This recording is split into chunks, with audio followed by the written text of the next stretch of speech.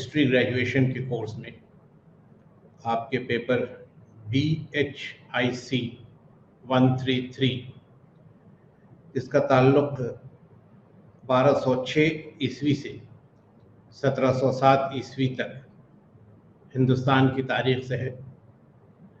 हम लोग आज गुफ्तगू करने जा रहे हैं। आज के इस सेशन में हम लोग तीसरे यूनिट के बारे में बात करेंगे और इसका ताल्लुक रीजनल किंगडम्स या इलाकाई रियासतों से है। तो आप सभी नाजरीन का इस्तकबाल है आज के इस सेशन के लिए।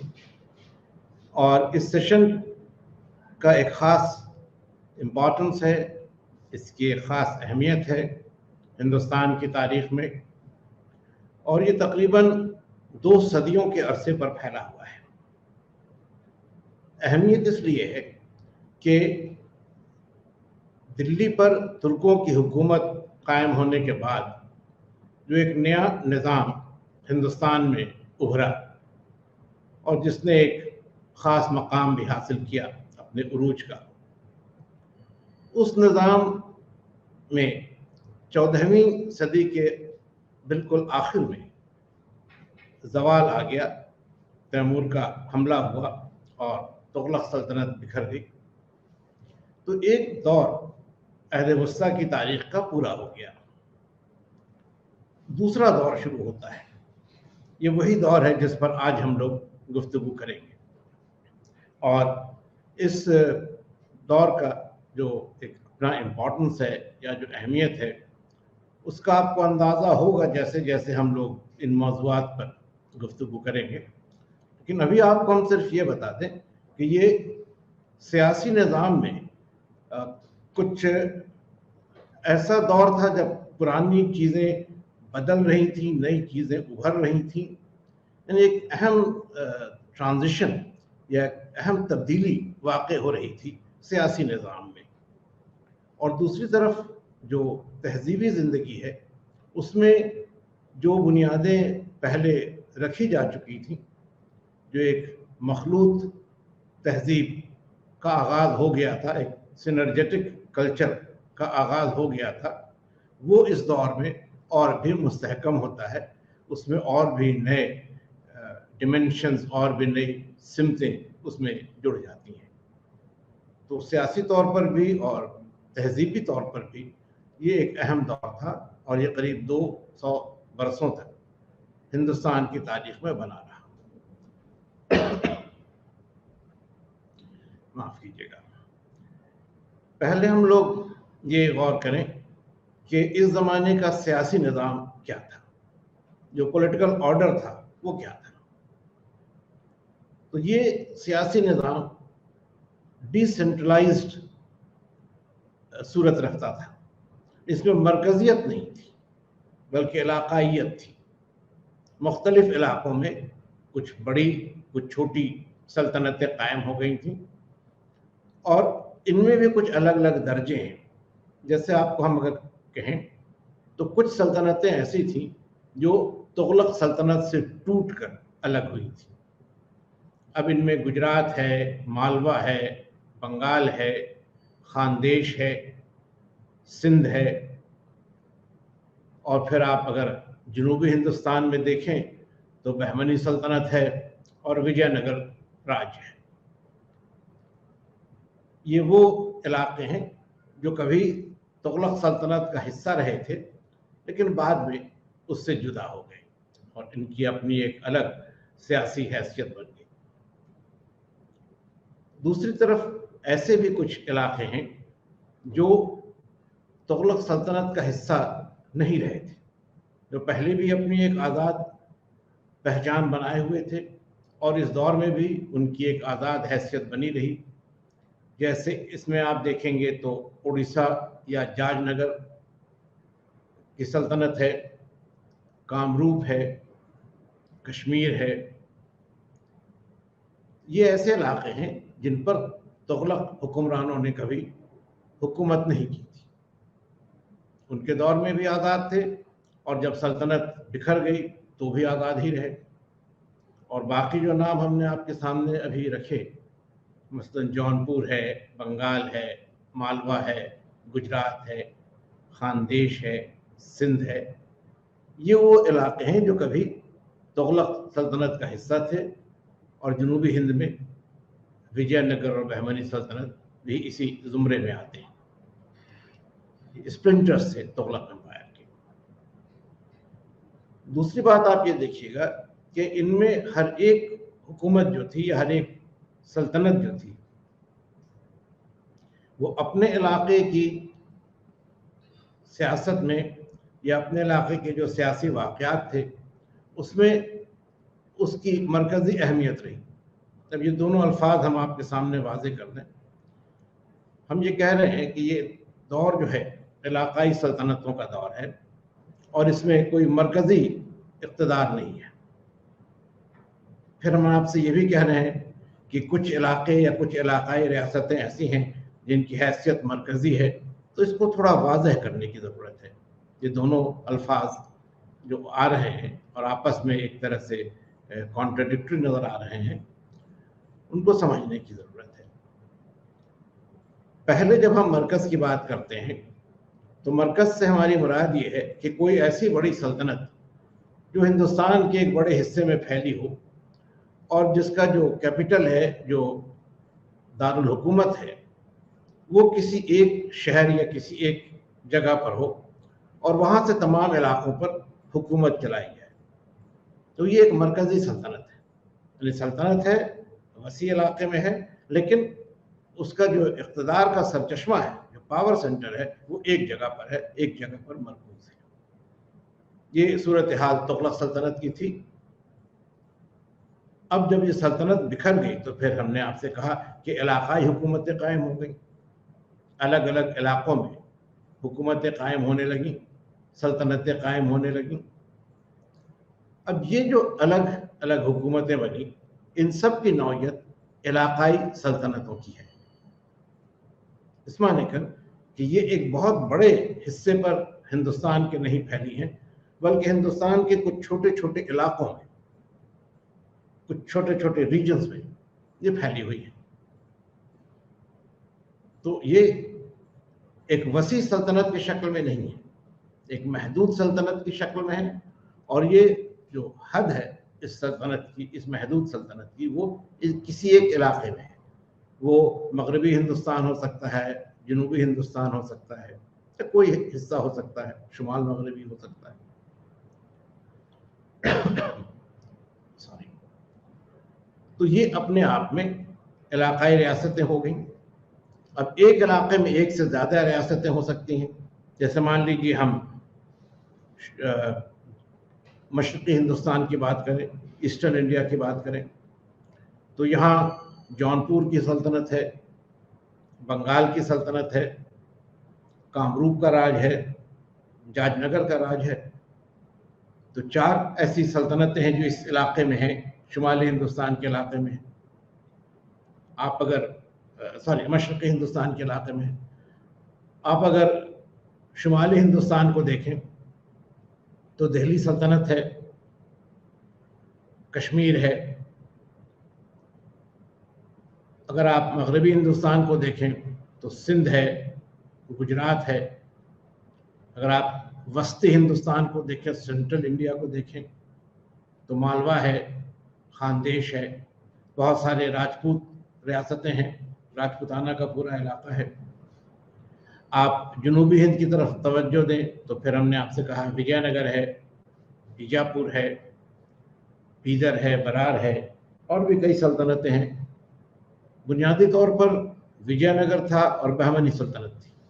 बाद में बहमनी सल्तनत के अलग अलग टुकड़े हो गए, उसकी भी बात आएगी। और फिर इन सब से अलग एक और छोटी सी रियासत थी, माबर। ये रियासत बाद में विजयनगर ने अपने कब्जे में ले ली।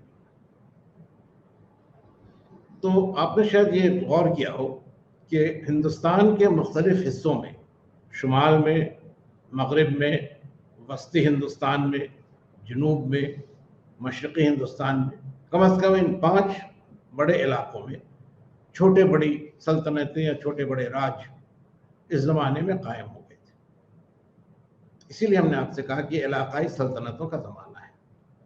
तो हम समझते हैं कि पहली बात आपके सामने वाज़ेह होगी कि क्यों हमें एक मरकज़ी सल्तनत नहीं बल्कि इलाकाई सल्तनतों का वजूद इस ज़माने में नज़र आता है। दूसरी बात ये कि इनमें जो अलग अलग इलाके हैं और उनमें जो अलग अलग सल्तनतें हैं, उनमें कुछ ज़्यादा अहम है और कुछ ज़्यादा अहम नहीं है। कुछ ताकतवर हैं, कुछ कमज़ोर हैं। तो इस सूरत हाल में हर इलाके में जो सल्तनतें हैं उनमें एक या दो ऐसी हो जाती हैं जो ज़्यादा वसी हैं, ज़्यादा बड़ी हैं, ज़्यादा अहम हैं और उस इलाके के अंदर उनकी मरकज़ी हैसियत है। यानी उस इलाके की सियासत में जो कुछ हो रहा है, सियासी ज़िंदगी में जो उतार चढ़ाव आ रहे हैं, जो नए इलाके जीते जा रहे हैं, जो इक़्तिदार की तौसी हो रही, ये जो पूरा एक सियासी सिलसिला है, इसमें कोई एक सल्तनत ज़्यादा बड़ी या कभी एक से दो सल्तनतें ज़्यादा बड़ी हो जाती हैं और इनकी अहमियत फिर उस इलाके में एक तरह से कलीदी हो जाती है, की सिग्निफिकेंस इनका हो जाता है। उस इलाके की जो सियासत है उसको यही कंट्रोल करने लगती है, उस पर यहीं का कब्जा बना रहता है। उस लिहाज से ये उस इलाके के अंदर एक मरकजी हैसियत रखती है। तो हम उम्मीद करते हैं कि ये बात आपके सामने वाज़ेह होगी कि मरकजी सल्तनत के टूटने से कैसे इलाकाई सल्तनतें बनी और फिर उनमें से हर एक इलाके की जो सल्तनतें थीं उनमें कैसे एक या कहीं दो मरकजी हैसियत इख्तियार कर ली। तो इस पस मंज़र में हम लोग अब कुछ और आगे बात करें। हम लोग बात शुरू करते हैं मशरक़ी हिंदुस्तान से और इस इलाके में दो ऐसी सल्तनतें हैं जो बहुत अहम हैं। एक है जौनपुर और एक है बंगाल। जौनपुर की सल्तनत दिल्ली से पूरब की तरफ थी और फिर जौनपुर से पूरब की तरफ बंगाल की सल्तनत थी। जो दो छोटी सल्तनतें उनको भी हम लोग यहाँ पर शामिल कर लें। बंगाल से जुनूब की तरफ उड़ीसा या जाजनगर था और बंगाल से मशरक़ की तरफ कामरूप या असम का इलाका था। तो ये चार सल्तनतें आपको इस इलाके में नजर आएंगी, जौनपुर, बंगाल, उड़ीसा और कामरूप। अब थोड़ा इनके बारे में हम लोग तफसील पहले देखें। जौनपुर और बंगाल ये दोनों ऐसी सल्तनतें थीं जो 1398 में तैमूर के हमले के पहले ही तुगलक सल्तनत से अलग हो गई थी। 1324 में पहली बार बंगाल की बगावत को गयासुद्दीन ने कुचल दिया था, आपको याद होगा, इस पर बात हुई थी। और फिर 1348 में बंगाल मोहम्मद बिन तुगलक के ज़माने में आखिरी तौर पर आज़ाद हो गया, तुगलक सल्तनत से बाहर हो गया। जौनपुर में 1394 के बाद से ही दिल्ली के तुगलक सुल्तानों का कब्जा कमज़ोर पड़ने लगा था और यहाँ का जो गवर्नर था, जो सुल्तानुश शर्क कहलाता था, सुल्तानुश शर्क, लॉर्ड ऑफ द ईस्ट, उसने भी आज़ाद हैसियत इख्तियार कर ली थी।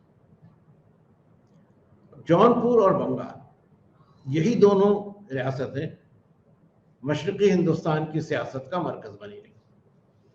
थोड़ी सी उसकी तफसील आपको बताएं। जौनपुर की सल्तनत और बंगाल की सल्तनत दोनों की सरहदें एक दूसरे से मिलती थी और ये सरहदें मिलती थी बिहार के इलाके में। तो एक लंबे अरसे तक जौनपुर के सुल्तानों में और बंगाल के सुल्तानों में बिहार पर कब्जा करने के लिए लड़ाइयाँ होती रही। कुछ दिनों तक एक ऐसा मामला रहा, ऐसी सूरत हाल रही कि कभी दिल्ली के जौनपुर के सुल्तान हावी हो जाते थे, कभी बंगाल के सुल्तान हावी हो जाते थे। इस दरमियान ये हुआ जिसकी बात और तफसील से आगे आएगी, लेकिन अभी आपको ये बताएं, इस दरमियान ये हुआ कि दिल्ली के सुल्तान बहलोल लोदी ने जौनपुर को जीत लिया और उसके बेटे सिकंदर लोदी ने जौनपुर पर पूरी तरह से कब्जा कर लिया। जौनपुर की सल्तनत खत्म हो गई। उस दौर में यानी 16वीं सदी के शुरू होने के ज़माने में सूरत हाल ये हो गई कि जौनपुर की सल्तनत खत्म हो गई। दिल्ली के सुल्तानों ने, लोदी सुल्तानों ने उस पर कब्जा कर लिया और तब लोदियों की लड़ाई बंगाल के सुल्तानों के साथ होने लगी। जो लड़ाई पहले जौनपुर और बंगाल के दरमियान थी, अब वो लोदी सल्तनत और बंगाल के दरमियान होने लगी। और बिलाखिर अंजाम ये हुआ कि कोई 1504 के आसपास एक मुआहिदा हो गया, ट्रीटी हो गई सिकंदर लोदी और बंगाल के सुल्तान के दरमियान, और ये तय पाया कि मुंगेर का इलाका जो बिहार में है, ये दोनों के बीच सरहद रहेगा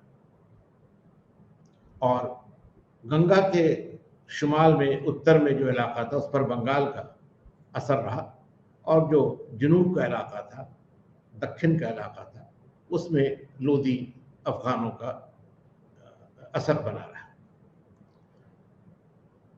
तो ये एक दौर है कि लंबे वक्त अरसे तक जौनपुर और बंगाल में जंग होती रहती है अपने बरतरी को साबित करने के लिए, और जब जौनपुर की सल्तनत ख़त्म हो जाती है तो उसके बाद लोदियों ने इस जंग को जारी रखा और मुग़लों के आने तक, यानी बाबर के आने के वक्त तक जौनपुर और बंगाल के बीच ये एक तरह का एक कंटेस्ट, एक मुसाबका बना रहा था कि कौन अपनी ताकत इस इलाके में, मशरक़ी हिंदुस्तान के इलाके में ज़्यादा मुस्तहकम कर सकता है। तो जाहिर है कि जौनपुर और बंगाल यही दो रियासतें इस ज़माने की अहम रियासतें थीं और इन दोनों के दरमियान भी जब आप मुकाबला करेंगे तो बंगाल ज़्यादा अहम था, क्योंकि जौनपुर का तो खात्मा हो गया लेकिन बंगाल अलग हैसियत में कायम रहा। दूसरे ये कि बंगाल के सुल्तानों ने अपनी सल्तनत की तोसी, उसका एक्सपेंशन दूसरे इलाकों में भी किया, यानी उनकी लड़ाई सिर्फ जौनपुर के साथ नहीं थी या सिर्फ लोदियों के साथ नहीं थी, उन्होंने असम के इलाके में भी हमले किए। शमसुद्दीन इलियास शाह एक बहुत ही मशहूर बादशाह था बंगाल का, उसके ज़माने में भी कामरूप या असम के इलाके में फौजी कार्रवाइयाँ हुई, कुछ इलाके जीते गए। बंगाल के इस सल्तनत का ताल्लुक़ तजारत के ज़रिए, ट्रेड के ज़रिए चीन से भी था। तो अगर इन मामलों को हम देखते हैं तो बंगाल की हैसियत जौनपुर से ज़्यादा बड़ी नज़र आती है। फिर बंगाल के सुल्तानों ने जाजनगर या उड़ीसा पर भी हमले किए। तो शमसुद्दीन इलियास शाह और अलाउद्दीन हुसैन शाह, ये दो बड़े मशहूर बादशाह हुए, सुल्तान हुए बंगाल के, जिनके ज़माने में बंगाल की फ़ौजी ताकत काफ़ी बढ़ गई थी और बंगाल का असर मशरक़ी हिंदुस्तान में सबसे अहम, सबसे नुमायाँ हो गया। और आप इस बात को भी ध्यान में रखिएगा कि जब मुग़ल सल्तनत की बुनियाद बाबर ने रखी, पानीपत की लड़ाई में उसने कामयाबी हासिल की, दिल्ली और आगरा पर कब्जा किया सॉरी, तो इसके बाद भी बंगाल में एक आज़ाद सल्तनत कायम रही। बल्कि बंगाल के इन सुल्तानों ने बिहार के नुहानी अफगानों की मदद की, जो लोदी ख़ानदान के उमरा पनाह लेने को बिहार चले आए थे, उनकी मदद की, और इन लोगों ने मिलकर बाबर के ख़िलाफ़ 1529 में घाघरा में लड़ाई भी लड़ी। इस एतबार से आप देखिएगा तो बंगाल का ये जो एक किंगडम था, जो बंगाल की जो सल्तनत थी, वो काफ़ी अरसे तक एक बड़ी सल्तनत, एक ताकतवर सल्तनत बनी रही और मशरक़ी हिंदुस्तान की पूरी सियासी तारीख़ में इसकी अहमियत सबसे ज़्यादा रही। तो ये एक ख़ास बात थी बंगाल के सिलसिले में, और यही वजह है कि बंगाल को हम लोग मशरक़ी हिंदुस्तान की सबसे बड़ी ताकत के तौर पर इस दौर में देखते हैं। अब इसके बाद हम लोग अगर हिंदुस्तान के मरकजी या वस्ती इलाके की तरफ नजर डालें तो यहाँ पर मालवा, खानदेश और राजपूत राज्य हैं। मालवा और खानदेश भी तुगलक सल्तनत का हिस्सा रहे थे और तैमूर के हमले के ज़माने में ये अलग हो गए थे। बंगाल, जौनपुर पहले ही अलग हो चुके थे, ये हमले के ज़माने में अलग हुए, मालवा और खानदेश। इसके बाद जो राजपूतों के बहुत सारे मुख्तलिफ राज्य थे या उनके किंगडम्स थे, उनकी एक अलग हैसियत थी क्योंकि वो दिल्ली सल्तनत का हिस्सा बहुत दिनों तक नहीं रहे थे। अलाउद्दीन खलजी ने अपने ज़माने में जब सेंट्रल इंडिया में फौजी कार्रवाइयाँ की तो बहुत सारे राजपूत राज्यों को, राजपूत किंगडम्स को उसने जीत लिया था, चित्तौड़ और रणथंभौर और ये सिवाना और जालौर और बहुत सारे ऐसे राज्य थे। लेकिन जब अलाउद्दीन की मौत हो गई और उसका अपना जो एम्पायर था, जो उसकी वसी सल्तनत थी, वो बिखर गई, तो फिर ये राजपूत किंगडम्स भी अलग हो गए और तुगलक बादशाहों के या तुगलक सुल्तानों के दौर में इन पर कोई कब्जा दिल्ली का नहीं रह पाया। तो ये एक अलग ग्रुप था किंगडम्स का, राजपूत किंगडम्स का। फिर मालवा था और मालवा से और जुनूब में खानदेश था। खानदेश एक तरह से आप कह सकते हैं कि वो एक ब्रिज था दक्कन और उत्तर के दरमियान। मालवा की सल्तनत के दो बड़े कॉम्पिटिटर्स थे, आप तो हिंदी में कहते कि प्रतिद्वंद्वी थे। एक तरफ तो राजपूत राज्य थे जिसमें उस जमाने में सबसे बड़ी हैसियत मेवाड़ के राज्य की हो गई थी, और दूसरा गुजरात था जो कि मालवा के मगरिब की तरफ था, पश्चिम की तरफ था।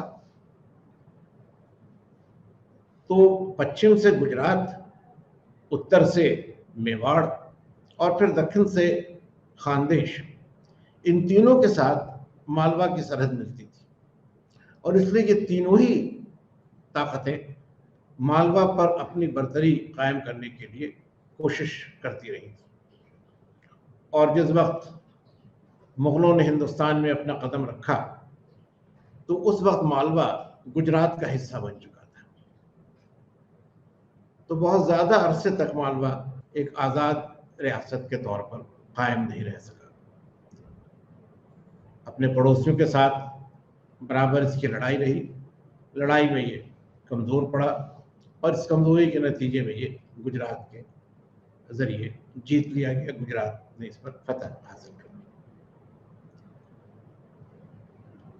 राजपूतों के जो अलग अलग राज्य थे या जो उनके किंगडम्स थे, उनमें भी कोई आपसी इत्तेहाद नहीं था, कोई यूनिटी नहीं थी। कई छोटे बड़े राज्य थे और इनके बीच आपस की भी लड़ाई थी और दूसरे जो तुर्कों के राज्य थे या तुर्कों की जो सल्तनतें थीं उनसे भी लड़ाई थी।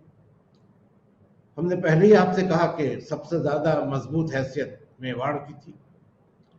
अब मेवाड़ की सरहद एक तरफ मालवा से मिल रही थी, जिसकी बात हमने आपसे कही, दूसरी तरफ ये लोदियों की जो हुकूमत थी दिल्ली पर, दिल्ली सल्तनत से भी मेवाड़ की सरहद मिलती थी। और आगे आपको हम ये बताएंगे कि किस तरह सिकंदर लोदी ने राजपूतों पर नज़र रखने के लिए दिल्ली से अपनी दारुल हुकूमत को, अपने कैपिटल को हटाकर आगरा में कायम किया था। बुनियादी तौर पर मेवाड़ के शासक राणा सांगा की लड़ाई सिकंदर लोदी के साथ रही और बाद में इब्राहिम के साथ, लेकिन जो असल दौर था दोनों की रकाबत का या मुसाबकत का, वो सिकंदर लोदी और राणा सांगा के दरमियान रहा। इस लड़ाई में दोनों में से किसी को कोई फैसलाकुन कामयाबी हासिल नहीं हुई। एक तरह से एक बैलेंस ऑफ पावर की सूरत या एक ताकत का तवाजुन बना रहा और इससे दोनों ही मुतमईन नहीं थे। ये भी बाबर ने जिक्र किया है कि हिंदुस्तान पर उसको हमला करने के लिए कुछ लोगों ने दावत दी थी। उसमें कुछ अफगान अमीर भी थे, पंजाब का जो गवर्नर था दौलत खान लोधी वो भी था, और मेवाड़ का शासक राणा सांगा भी था। राणा सांगा बहुत ही एम्बिशियस आदमी था, बहुत ही महत्वाकांक्षी जो हिंदी में कहते हैं, और उसकी ये ख्वाहिश थी कि वो दिल्ली पर हुकूमत अपनी कायम करे। और उसने ये कयास किया था कि अगर बाबर इब्राहिम लोदी को हरा देता है, और जैसा कि तैमूर के दौर में हुआ था, तैमूर वापस लौट गया था, अगर बाबर भी लौट जाता है तो फिर उसे आसानी से, यानी राणा सांगा को आसानी से दिल्ली पर कब्जा करने का मौका मिल जाएगा। कुछ मौरखीन इस बात से इनकार भी करते हैं, लेकिन उस बहस से हमें यहाँ पर कोई मतलब नहीं है। ये ज़रूर है कि मेवाड़ और लोधी सल्तनत के बीच एक लंबी लड़ाई हुई और उसमें एक बैलेंस ऑफ पावर बना रहा, लेकिन फैसलाकुन फतह दोनों में किसी को भी हासिल नहीं हुई। इसके बाद हम लोग देखें कि मगरबी हिंदुस्तान की क्या सूरत हाल है। तो यहाँ पर गुजरात है, सिंध है, दोनों ही सल्तनतें ऐसी हैं जो तुगलक सल्तनत का हिस्सा थी और बाद में उससे अलग हो गई। सिंध कोई बड़ी सल्तनत की हैसियत से नहीं बना, एक छोटा सा इलाका था, इसी तौर पर रहा। लेकिन गुजरात एक बहुत अजीम, एक बहुत ही बड़ी सल्तनत की शक्ल में सामने आया। गुजरात की एक बहुत बड़ी खूबी ये थी कि बंगाल के सिवा और जितनी भी सल्तनतों की बात हम आपसे कर रहे हैं, बंगाल के सिवा इन तमाम सल्तनतों में कोई भी साहिल समुंदर के पास नहीं थी, सी कोस्ट के पास नहीं थी। दो ही रियासतें हैं शुमाली हिंदुस्तान में, एक गुजरात है मगरिब में और दूसरा बंगाल है मशरक में। ये दो ऐसी सल्तनतें हैं जिनकी सरहदें साहिल समुंदर से मिलती थी, और इसलिए इनकी तिजारत, इनका ट्रेड बड़े पैमाने पर था, ओवरसीज ट्रेड था। और उस ओवरसीज ट्रेड की वजह कर यहाँ दौलत की काफ़ी फरावानी थी। गुजरात अपने ज़माने का एक बहुत ही रिच, एक बहुत ही सरवतमंद, एक बहुत ही दौलतमंद इलाका था। गुजरात का भी मामला ये था कि इसकी भी लड़ाई खानदेश से, मालवा से और राजपूतों से बराबर होती रही थी, और इस लड़ाई में बिलाखिर गुजरात को मालवा पर फतह हासिल भी हुई। इस तरह मगरबी हिंदुस्तान की सियासत में गुजरात अपनी हैसियत को सबसे अहम बनाने में कामयाब रहा।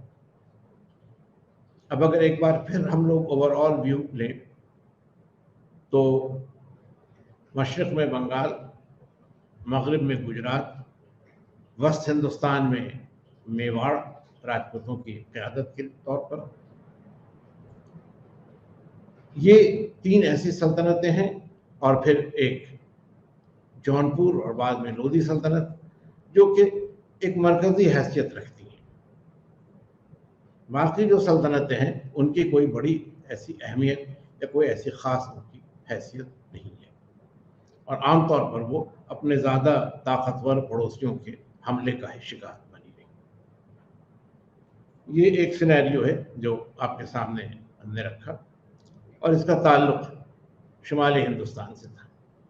हाँ, ये भी आपसे जिक्र कर दें कि शुमाली हिंदुस्तान की इन सल्तनतों में एक सल्तनत कश्मीर की भी थी, जो एक अलग अपना वजूद बनाए रखने में कामयाब रही। किसी भी तुर्क या किसी भी अफगान सुल्तान को कश्मीर पर फतह हासिल करने का मौका नहीं मिला। कश्मीर की फतह बहुत बाद में अकबर के ज़माने में हुई, और कश्मीर शुमाली हिंदुस्तान की जो सियासी तब्दीलियां थी उनसे बहुत हद तक अलग अपनी एक इनफरादी हैसियत बनाए रखने में कामयाब रहा। अब अगर हम लोग जनूबी हिंदुस्तान की बात करें, और आज हम बहुत इख्तिसार से बात कर रहे हैं क्योंकि इस पर एक अलग यूनिट आपका है, चौथा यूनिट इसी पर है, विजयनगर और बहमनी सल्तनत के बारे में, तो वहाँ हम इस पर तफसील से आप अगले लेक्चर में बात करेंगे। लेकिन अभी एक ओवरऑल व्यू लेने के सिलसिले में हम आपसे जनूबी हिंदुस्तान के बारे में भी बात कर लें। जनूबी हिंदुस्तान में 3 सल्तनतों के बारे में हम लोग अभी जिक्र कर सकते हैं। पहला तो नाम आता है विजयनगर राज्य का, जो सबसे पहले तुगलक सल्तनत से आजाद हुआ। 1334-36 के बीच विजयनगर आजाद हो गया। बगावत हुई, बगावत के बाद आजाद हो। इसके बाद 1346-47 में बहमनी सल्तनत भी आजाद हो गई, और इन सब के बाद माबर की सल्तनत भी आजाद हो गई। माबर की सल्तनत की तारीख बहुत मुख्तसर है, और उसको कुछ ही दिनों में, तकरीबन 2 दहाइयों के अरसे में ही विजयनगर ने अपने कब्जे में ले ली। अब बाकी रह गए विजयनगर और बहमनी, ये 2 सल्तनतें। इनमें भी बहमनी सल्तनत कुछ दिनों के अंदर अंदरूनी इंतशार की वजह कर टूट गई, और इसमें कई नए इलाके सामने आए, जिनमें खानदेश, बरार, बीदर, अहमदनगर, खानदेश अलग है, करेक्शन कर लीजिएगा, अहमदनगर, बरार, बीदर, बीजापुर और गोलकुंडा, ये 5 अलग अलग रियासतें, अलग सल्तनतें कायम हो गई।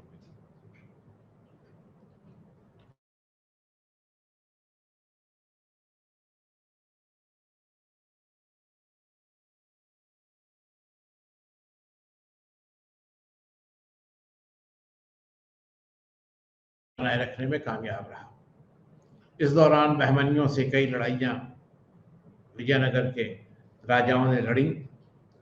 एक उतार चढ़ाव का आलम रहा, लेकिन बिलाखिर इस तवील अरसे की लड़ाई के नतीजे में विजयनगर की सल्तनत भी कमज़ोर पड़ने लगी, और फिर उसके पड़ोसी सल्तनतों ने मिलकर उस पर हमला किया, और 1565 में एक बड़ी अहम लड़ाई लड़ी गई, तालीकोटा की लड़ाई। तालीकोटा की लड़ाई को कभी कभी बनीहट्टी की लड़ाई भी कहते हैं, और कभी इसके लिए राक्षस तंगड़ी का लफ्ज़ भी इस्तेमाल होता है। वाक़या एक ही है। 1565 में विजयनगर को उसके पड़ोसी सल्तनतों ने मिलकर हरा दिया और उसके इलाकों पर कब्जा कर लिया। छोटा सा इलाका विजयनगर का इसके बाद बना रहा, लेकिन बाकी जो वसी सल्तनत थी वो खत्म हो गई। तो वो जो उसकी तारीख है उसके बारे में हम अगले क्लास में आपके साथ बात करेंगे। अब हम लोग थोड़ा सा फिर उस इलाके की तरफ लौटें जो तैमूर के हमले से पहले तक शुमाली हिंदुस्तान का मरकज रहा था, और ये है दिल्ली सल्तनत। दिल्ली सल्तनत की तारीख आप पहले भी देख चुके हैं। 1206 में सल्तनत का क़याम हुआ। ममलूक ख़ानदान के दौर में इसको इस्तेहकाम हासिल हुआ। अलाउद्दीन खिलजी ने इसकी तौसी की, सरहदों को और बढ़ाया। तुगलक सल्तनत एक वसी हिंदुस्तान गिर सल्तनत बन गई, लेकिन फिर ये टूट कर बिखर भी गई, और ये जो टर्निंग पॉइंट है वो 1398 में तैमूर का हमला है। जिस वक्त तैमूर का हमला हुआ तो दिल्ली पर महमूद शाह की हुकूमत थी। तुगलक ख़ानदान का वो आखिरी सुल्तान था। तैमूर का मुकाबला करने की उसमें सलाहियत नहीं थी। तैमूर के हमले के पहले ही वो दिल्ली से फरार हो गया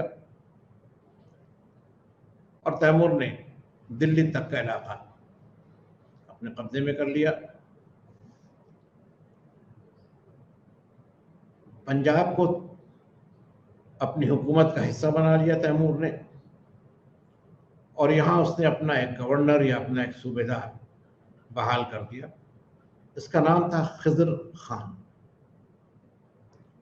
खिज़र खान ने तैमूर के नुमाइंदे की हैसियत से पंजाब में कुछ अरसा हुकूमत की और फिर 1414 में उसने दिल्ली पर भी कब्जा कर लिया। पंजाब और दिल्ली के इलाके अब मिलकर एक हो गए और ये सैयद हुक्मरानों के इक़्तिदार के दायरे में आ गए।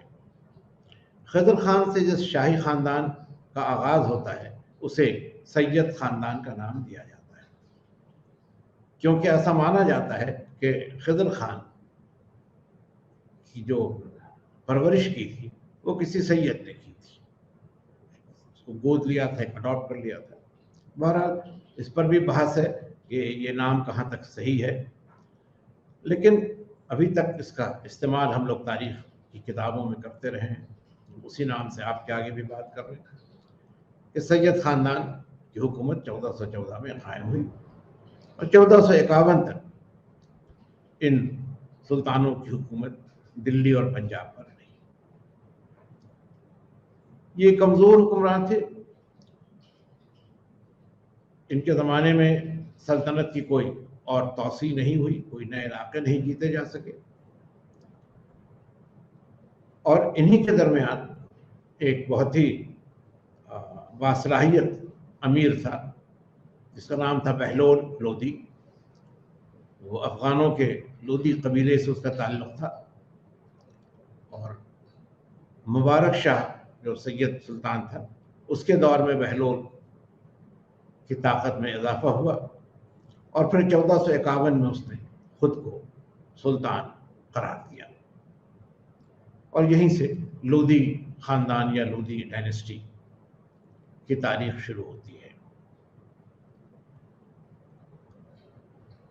लोधियों के ज़माने में और ख़ास तौर पर सिकंदर लोधी के ज़माने में, सिकंदर बहलोल लोधी का बेटा था, उसका वारिस भी था तख्त पर। तो सिकंदर लोधी के ज़माने में ख़ास तौर पर काफ़ी हद तक सल्तनत की अहमियत बहाल हुई।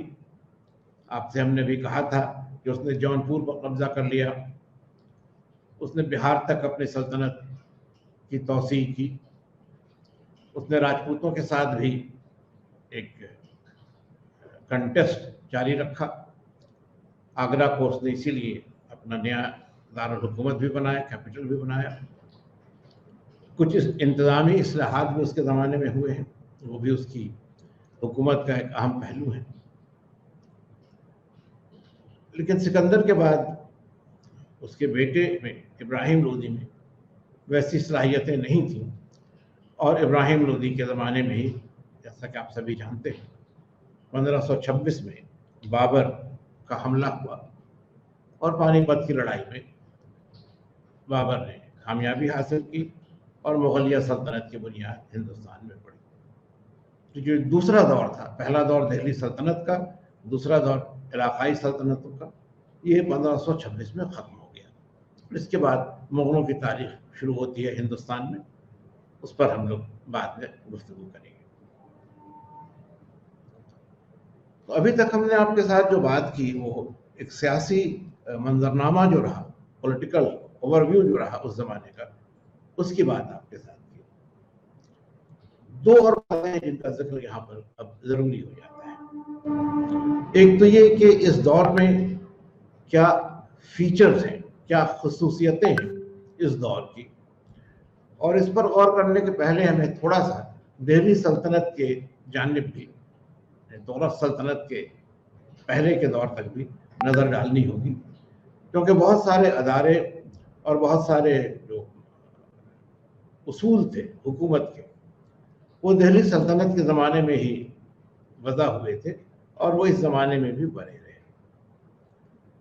तो हमें 2-3 चीज़ों पर गौर करना होगा। एक तो ये कि यहाँ का हुक्मरान तबका क्या था, कौन कौन से लोग इसमें शामिल थे। दूसरा ये कि इसकी क्या अहमियत है इन हुकूमतों की या इनमें जो हुक्मरान तबका था उसकी। और तीसरी चीज़ जो कि बहुत अहम है और जिसको हमें समझने की ज़रूरत है कि इस ज़माने में तहज़ीब और सकाफ़त के मामले में, कल्चर के मामले में किस तौर पर हिंदुस्तान में एक नई शक्ल, एक नया सिस्टम इवॉल्व कर रहा था। तो इन चीज़ों पर थोड़ा हम लोग अब गौर करें कि दिल्ली सल्तनत हो या उसके बाद की रियासतें हों जिनका हम जिक्र कर रहे थे, इनमें राजपूतों को हम अलग कर दें, जाजनगर और कामरूप को अलग कर दें और विजयनगर को अलग कर दें। इनको अगर हम लोग अलग कर दें तो बाकी जो रियासतें हैं उन पर हुकूमत करने वाले जो ख़ानदान थे, जो डायनेस्टीज थी, वो इस्लाम के मानने वाले थे। दे वर मुस्लिम रूलर्स, सो टू से। ध्यान रखिएगा कि ये राज मुस्लिम किंगडम्स कहलाते हैं इसलिए कि यहाँ हुकूमत करने वाले जो बादशाह थे या जो सुल्तान थे वो मुसलमान थे, इस्लाम मजहब को मानते थे। मगर इनमें से कोई भी सल्तनत एक इस्लामी सल्तनत नहीं थी, कोई इस्लामिक स्टेट एज सच नहीं था, कोई थियोक्रेसी एज सच नहीं थी। थियोक्रेसी या एक मजहबी रियासत की जब हम बात करते हैं तो वो एक ऐसी रियासत होती है जिसका इंतज़ाम, जिसका एडमिनिस्ट्रेशन इस्लाम के मजहबी कानून या शरीयत के मुताबिक चलाया जाए।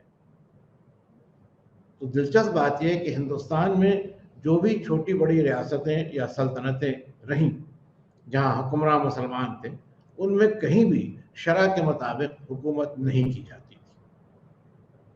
शरअ की एक अहमियत थी, बाज़ मामलों में उसको अपनाया भी जाता था, लेकिन हुकूमत का जहाँ तक मामला है उसके लिए जो पहले से चले आ रहे कानून थे, जो सेकुलर रूल्स थे, सेकुलर लॉज थे, वो कवानीन जो बादशाहों ने या सुल्तानों ने बनाए थे, जिनको ज़ाब्ता कहते थे,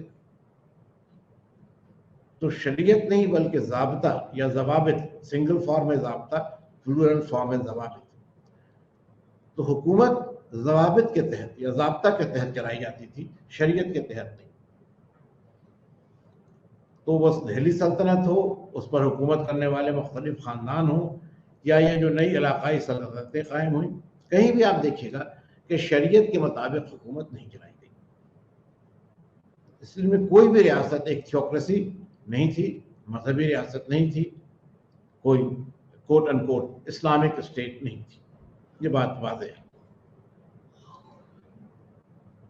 दूसरी बात यह है कि इन तमाम सल्तनतों में जिनका हम जिक्र कर रहे हैं, जो निज़ाम हुकूमत था वो एक शख्स की हुकूमत पर कायम था, मोनार्की। एक सुल्तान था और सारी सल्तनत के तमाम मामले उसी के मातहत थे।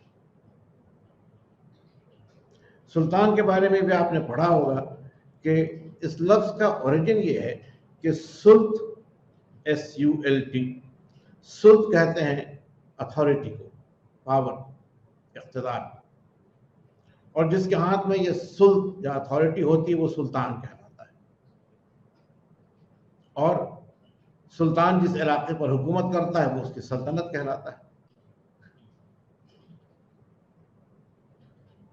सुल्तान का जो लक़ब है, ये जो उपाधि है, इसके बारे में एक रस्म थी, एक परंपरा थी कि जिस हुक्मरान को खलीफा, जो तमाम दुनिया के मुसलमानों का हुक्मरान समझा जाता था उसूली तौर पर, अमली तौर पर तो उसकी कोई ताकत बाकी नहीं रही थी, उसूली तौर पर जिसको माना जाता था कि वो तमाम मुसलमानों का सबसे बड़ा कायद है, लीडर है, वो जिसको अपना कायम मुकाम या अपना रिप्रेजेंटेटिव मानता था किसी भी इलाके में, तो उस शख्स में उस इलाके के लिए उसे सुल्तान माना जाता था। मगर ये ध्यान रखिएगा कि कुछ नामों को अगर आप अलग कर दें तो बाकी किसी भी सुल्तान ने खलीफा से कोई अपने लिए रिकॉग्निशन या कोई इन्वेस्टिचर हासिल नहीं किया। इल्तुतमिश एक मिसाल है, मोहम्मद बिन तुगलक एक मिसाल है, फिरोज शाह एक मिसाल है, और दो चार नाम आपको कहीं मिल जाएंगे। मगर बाकी इतनी बड़ी तादाद में जितने भी तुर्क या अफगान हुक्मरान थे, सुल्तान थे, किसी ने खलीफा से कोई अपने लिए इन्वेस्टिचर नहीं हासिल किया था। मगर इनकी हैसियत अपनी सल्तनत में सबसे ज़्यादा ताकतवर शख्स की हैसियत थी। सुल्तान के बाद आमतौर पर उसके ख़ानदान का ही कोई शख्स, आमतौर पर उसका बेटा, उसका वारिस होता था। लेकिन ऐसा कोई कानून नहीं था। और आप देखिएगा कि पूरे सल्तनत के दौर में भी और बाद में मुगलिया दौर में इख्तिदार के लिए बराबर लड़ाइयाँ हुई हैं, जंगें हुई हैं, भाई और भाई के बीच लड़ाई हुई है, बाप और बेटे के बीच लड़ाई हुई है। इसलिए कि कोई ऐसा तयशुदा उसूल नहीं था कि एक बादशाह के मरने के बाद कौन उसकी जगह लेगा।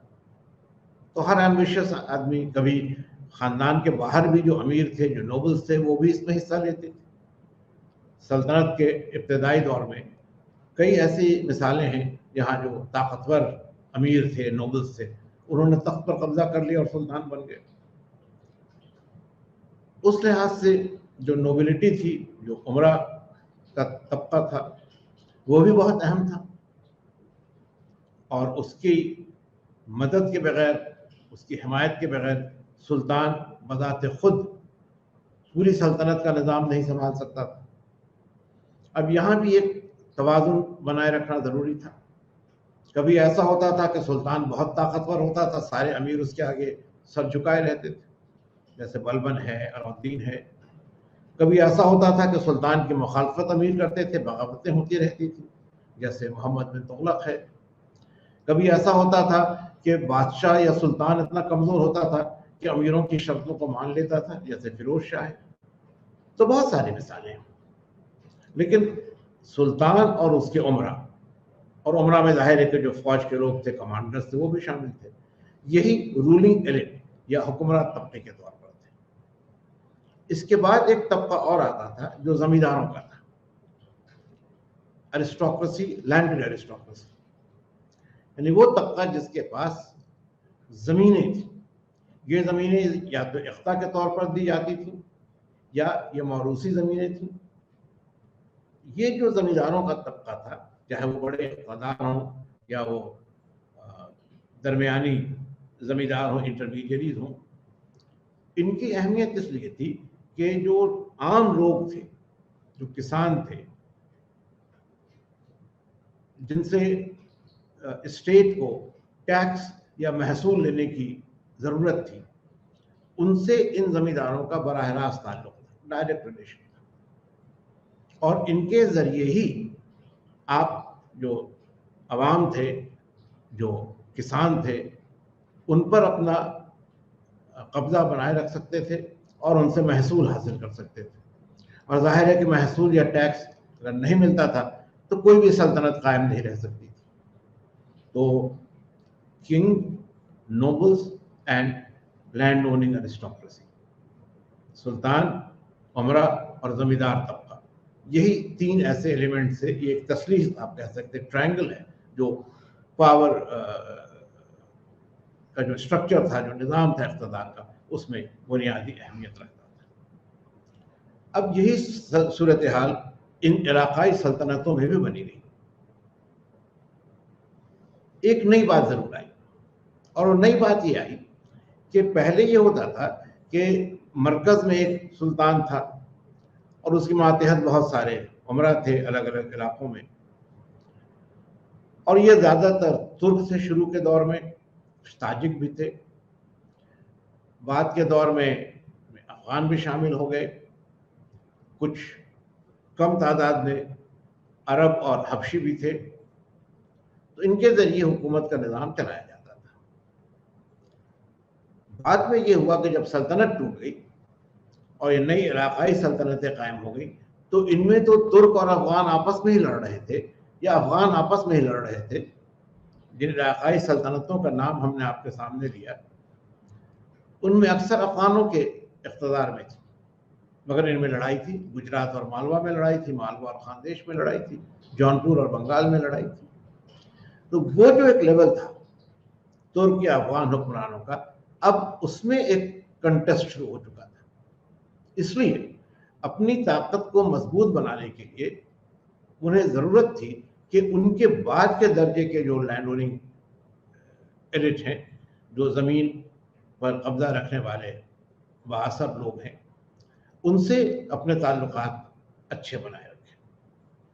और इसलिए आप देखिएगा कि इस दौर में जो गैर मुस्लिम तबका है, जो non Muslim land owning aristocracy है, उसकी अहमियत बढ़ती है।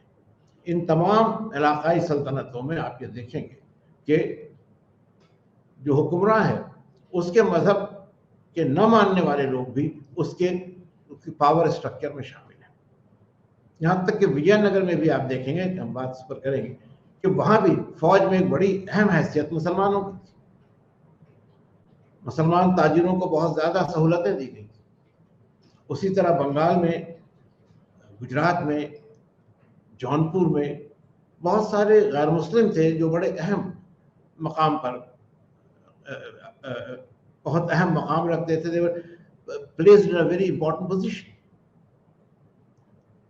तो ये एक अच्छी बात इस दौर में आप देखेंगे कि हुक्मरान तबके में एक ब्रॉडर और आप कह सकते हैं कि एक सेक्युलर इथॉस बनता है, जिसमें इख्तिदार का ताल्लुक सिर्फ किसी एक मजहब के मानने वालों तक ही महदूद नहीं रह जाता है। उनकी अहमियत रहती है, ज़्यादा अहम हैसियत उनकी रहती है, मगर दूसरे तबके भी उसमें शामिल होने लगते हैं। और यही अमल आप देखिएगा, यही प्रोसेस आप देखिएगा कि आगे चलकर शेरशाह के ज़माने में और फिर अकबर के ज़माने में एक बिल्कुल नई सूरत हाल के उरूज में मदद पहुंचाता है। वो एक अलग वाक़या है, एक अलग दौर है तारीख का, उस पर भी हम बात करेंगे। आज के लिए जो आखिरी बात है वो ये कि इस ज़माने में तहजीब के मामले में, कल्चर के मामले में कई अहम बातें सामने आती हैं, कई फीचर्स सामने आते हैं। इस ज़माने में आप देखेंगे कि, और इस पर हम लोग बाद में बात भी करेंगे, लेकिन आप देखेंगे कि इस ज़माने में ही पूरे हिंदुस्तान में भक्ति आंदोलन या भक्ति मूवमेंट का असर बनता है। आप ये भी देखिएगा कि इसी ज़माने में सूफीज़म या तसव्वुफ का हिंदुस्तान में काफ़ी उसको फ़रोग़ हासिल होता है, उसका एक्सपेंशन होता है। और भक्ति हो या तसव्वुफ, दोनों में जो ज़ाहरी मामलात हैं मज़हब के, उससे अलग होकर अल्लाह या ईश्वर के साथ एक सीधे ताल्लुक़ की, एक प्रत्यक्ष संबंध की बात कही गई है। और समाज में जितने भी लोग हैं उनमें एक आपसी भाईचारे की बात है, बराबरी की बात है, एक वसीउल क़ल्बी की बात है, उदारता की बात है, एसिमिलेशन और टॉलरेंस की बात है। तो ये एक दिलचस्प बात है कि तारीख़ी मंजरनामा जो रहा हो, लेकिन तहजीबी मंजरनामा वो है जब हिंदुस्तान में एक नई तहजीब एक शक्ल इख्तियार कर रही है। इसकी बुनियाद तो दिल्ली सल्तनत के ज़माने में ही पड़ गई है, लेकिन अब इस बुनियाद से एक नई सूरत सामने आने लगती है, एक नई इमारत बनने लगती है, जिसकी बुनियादी बात है उसकी मखलूत खुसूसियत या उसका जो एक सिनर्जेटिक फीचर है, यानी जिसमें ऐसी चीज़ों को जो बज़ाहिर एक दूसरे से अलग थी, मुख्तलिफ थी, उनको भी साथ लेकर एक साझी संस्कृति या एक मुश्तरका तहजीब का आगाज़ होता है। और यही फिर मुग़लों के दौर में आकर अपने उरूज पर पहुँचती है। अब इस मुश्तरका तहजीब में एक तरफ भक्ति है और सूफी तसव्वुफ है, दूसरी तरफ आप देखिएगा कि इसी ज़माने में बहुत सारी वो ज़बानें जो आज हिंदुस्तान में हम बोलते हैं, हिंदुस्तानी ज़बानें जिन्हें हम कहते हैं, या अंग्रेजी की किताबों में आप देखिएगा तो वर्नैकुलर लैंग्वेजेस का नाम आपको मिलेगा। जो स्थानीय भाषाएं थी, वो भाषाएं जो यहाँ के लोग बोलते थे, हिंदुस्तान के लोग बोलते थे, और ये भाषाएं हर इलाके में अलग अलग थी। बंगाल की ज़बान अलग थी, गुजरात की ज़बान अलग थी, कश्मीर की ज़बान अलग थी। तो आप जाइएगा जनूबी हिंदुस्तान में तो वहाँ की ज़बानें और भी अलग थी। तो अहम बात यह है कि ये सारी जो इलाकाई ज़बानें थी, वो इस ज़माने में, यानी जो इलाकाई सल्तनतों का दौर है उस ज़माने में, इनको बहुत फ़रोग़ हासिल होता है। और आज की बहुत सारी जो मॉडर्न इंडियन लैंग्वेजेस हैं, इनकी बुनियाद इसी ज़माने में पड़ती है। फिर इसी ज़माने में आप देखिएगा कि आर्किटेक्चर में, यानी फ़न तामीर में, जो हिंदी में आप स्थापत्य कला कहते हैं, तो फ़न तामीर में या आर्किटेक्चर में भी एक मुश्तरका स्टाइल, एक सिंथेसाइज्ड स्टाइल सामने आता है। एक ऐसी शैली सामने आती है जो मिश्रित शैली है, जिसमें इस्लामी कला की भी बातें हैं, भारतीय कला की भी बातें हैं। यानी जो इस्लामी फ़न तामीर है और जो हिंदुस्तानी फ़न तामीर है, इन दोनों में एक बहुत अच्छा इर्तिबात पैदा होता है, एक कोऑर्डिनेशन पैदा होता है, और इनसे मिलकर एक नई और एक ज़्यादा बेहतर सूरत फ़न तामीर की सामने आती है। और एक आखिरी बात जिसके साथ हम आज का डिस्कशन ख़त्म करेंगे, वो ये कि इस ज़माने में मजहबी रवाधारी या रिलीजियस टॉलरेंस, धार्मिक सहिष्णुता की भावना काफ़ी प्रबल हो जाती है। ये वो ज़माना है जब कश्मीर में ज़ैनुल आबदीन जैसा सुल्तान होता है, जो अकबर से कोई शताब्दियों पहले अपने राज में जजिया ख़त्म कर देता है। इस ज़माने में बंगाल का सुल्तान इलियास शाह है, अलाउद्दीन हुसैन शाह है, और दूसरे सुल्तान हैं जिन्होंने हिंदू धर्म में और संस्कृत भाषा में दिलचस्पी ली। महाभारत का पहली बार बांग्ला में अनुवाद बंगाल के सुल्तानों ने कराया। जौनपुर में बहुत सारे ऐसे उमरा गुजरे हैं, ऐसे बात सुल्तान गुजरे हैं जिन्होंने एक मिली जुली तहजीब को प्रमोट किया। जौनपुर जो आज यूपी का एक शहर है, उत्तर प्रदेश का एक शहर है, और जिसके नाम से सल्तनत जानी जाती थी, ये उस दौर में शिराज हिंद कहलाता था। शिराज ईरान का बहुत बड़ा शहर है, बहुत बड़ा तहजीबी मरकज़ है। जौनपुर का शहर इस ज़माने में हिंदुस्तान का शिराज बन गया था, यानी हिंदुस्तान में तहजीबी तरक्की का सबसे बड़ा मरकज़ जौनपुर का शहर हो गया था। तो सियासी लड़ाइयाँ अपनी जगह पर थीं, सल्तनतों का उरूज और ज़वाल अपनी जगह पर था, लेकिन उससे ज़्यादा अहम जो बात इस दौर की थी, जो एक तरह से आप कह सकते हैं कि इस दौर की अपनी एक पहचान है, शनाख्त है, एक आइडेंटिटी है, वो है कल्चरल सिंथेसिस, एक मखलूत तहजीब का आगाज़ और उसका इर्तिक़ा। और ये शुमाली हिंदुस्तान की सूरत हाल हमने आपके सामने रखी। जुनूब पर हम लोग बात करेंगे, अगले क्लास में करेंगे, लेकिन यहाँ आपसे ये ज़रूर हम कहना चाहेंगे कि जनूबी हिंदुस्तान में भी यही सूरत हाल रही, चाहे वो विजयनगर की का राज हो या वो बहमनी सल्तनत हो। दोनों जगह अपने अपने तौर पर जो तहजीब थी, जो कल्चर था, उसको प्रमोट किया गया, और दोनों ही जगहों पर एक रवादारी का जज्बा रहा।